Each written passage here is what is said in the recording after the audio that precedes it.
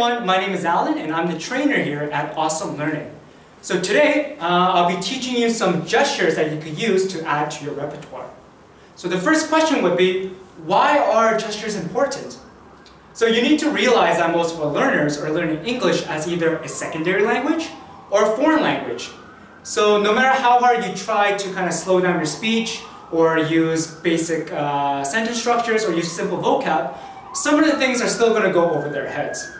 So what gestures allow us to do is give our students a visual cue for them to understand what the teachers are saying. So the first gesture that I'll teach you is one of my personal favorites. It's look, listen, and repeat. So that's look, listen, and repeat. So one of the cool things about that is you could use different combinations. For example, you could use look and listen. Look and listen. So for example, everyone, please look and listen. Look and listen. Look. Which color do you like? Which color do you like? So you use that gesture to kind of control the class or try to get them to focus on something on the board. So it's just a good tool to have in general. The other popular one, the one I used a lot in Japan, is listen and repeat. Listen and repeat. So for example, everyone, please listen and repeat. Match the pictures with the words. Match the pictures with the words. Yeah, so that being the other example. So look, listen, and repeat. It's just a good thing to have. So the other one that you should know is it's more a gesture that you shouldn't use is pointing, right? Kind of instinctually, you kind of want to point at a student if you kind of want to kind of acknowledge that they have a question, or you want to say, that was a great answer, right? In most East Asian countries, I'm pretty sure in other countries as well, pointing it's kind of rude. You kind of want to avoid doing that. So the next best thing is obviously you want to address your students by their names. But realistically, it's kind of hard to remember the names of 30 students and the fact that their names are in a different language, right? As a trainer here, I don't really expect you to remember all the names. If you could, that would be awesome. But I totally understand. So the next best thing to do is use an open hand like this, and then kind of direct and point at your students like this. This is a lot better than this, right? So you could say something like, oh, do you have a question? Or, that's a great answer. So those are, just a few examples. And the other cool thing about this is it's also an invitation. You're inviting your students to engage with you and to give you an answer to one of your questions, right? So it's something very welcoming. It's better than this. Also, you could use this in an online environment because this also works through a webcam. So always remember to use open hand rather than pointing.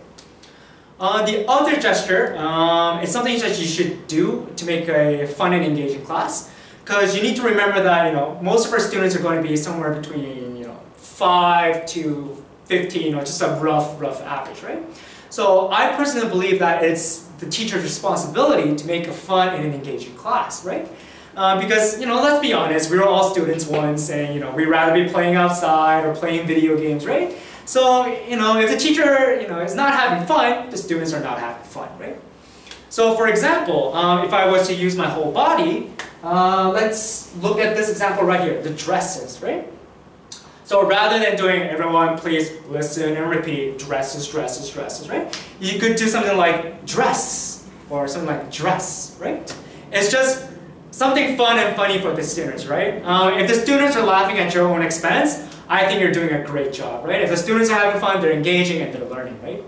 Another good reason is they might just not know what a dress is, right? Again, they're learning English as a new language, right? So if you give them a visual cue of something like this, they could be like, oh, that's a dress, right? Another good example of using a whole body is verbs, right? The whole idea of a verb, they're actions, right? So it just makes sense to do something like running and you run, or you're jumping and you jump, or something as simple as eating, right? Like, good, tasty, right? It just gives a clear visual cue to the students for them to learn new verbs and new vocabulary in general. So the next gesture that I personally like to use is do you know? No, do you know, right? So the verb to be is and to understand, right? It's kind of a hard concept to physically show, right? And you kind of want to double check with your students if they understand the material or not, right? You always want to kind of ask them, is everything good? Are we going too fast? Are we going too slow, right? So I use this gesture, do you understand? Good. Do you know? No. So it's like, do you have the knowledge? Do you understand what I'm saying, right? So again, open hand, something like this, right? Do you know? The other gesture that I like to use a lot, so this is what I call a question gesture, I guess. Because sometimes students, when they're learning English for the first time, when you as a teacher is asking them a question, they don't always get the auditory cue, right? When you ask a question, you kind of go up at the end, right? Do you understand? What's that, right? Some students might not know that you're asking them a question, right? And to be fair, it's a new language. So what I like to do is I like to do this. What is that? What is that?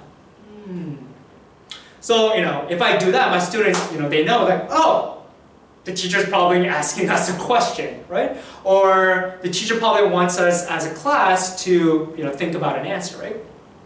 So for example, if we look at here, it says, describe this girl, right? She is wearing a pink, what's she wearing? What is she wearing?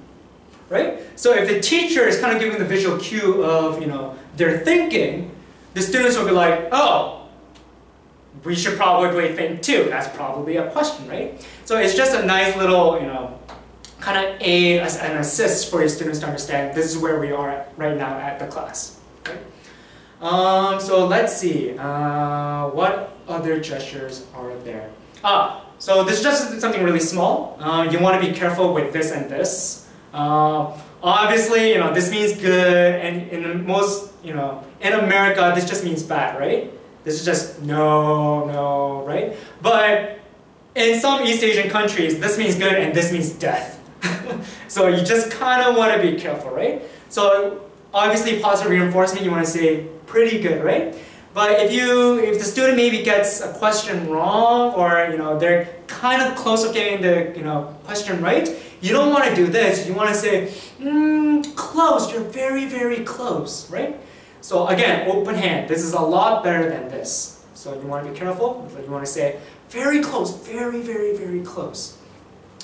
And in general, I think the most important thing in terms of gesture is have fun.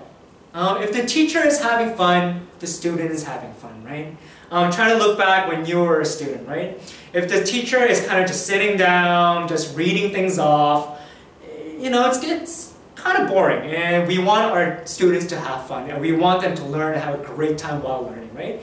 So it's something like fun education, or what some people call it fun education, right? So we want to kind of promote that for our students. So that's it for today's video. Maybe next week we'll go over through some other gestures, and we'll go over some other teaching methods. So thank you for listening, and goodbye.